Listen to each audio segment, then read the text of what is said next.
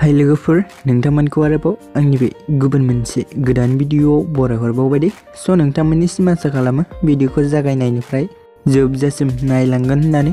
Actually नोंथांमोन बेबायदिनो बर'नि फैनो गोनां गोबां आबुं सावथुन आरो बर' एलबाम्सफोरनि मोनथिबाय थानो थाखाय नोंथांमोना गिबियावनो आंनि गोदान चेनेलखौ साबस्क्राइब खालामना खाथियावनो थानाय बेलनि आइकनखौबो अल प्रेस खालामना लाबानो जाबाय दे लोगोफोर, जाहाथे आंनि गोदान भिडिअनि नटिफिकेशनफोरा नोंथांमोननि सेराव थाबैनो सौहैदो लोगोफोर।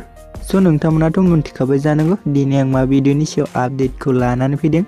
भिडिअनि टाइटेल एबा थाम्बनेलाव नायनानैनो एक्चुअली लोगोफोर आं दिनै सुदेम सना प्रडाक्शन बेनारनि आन्डाराव फैनाय मोनसे आबुं मिउजिक भिडिअनि सायाव आपडेटखौ लानानै फैदों दे लोगोफोर। स' नोंथांमोन बे मिउजिक भिडिअनि टाइटेलानो जाहैबाय नोंनि महर दे लोगोफोर। स' लोगोफोर दानिया फैदो दे जों बे मिउजिक भिडिअ गुबै सोरनि फाव खालामनायखौ नुनो मोनगोन एसे मिथिना लादों दे लोगोफोर।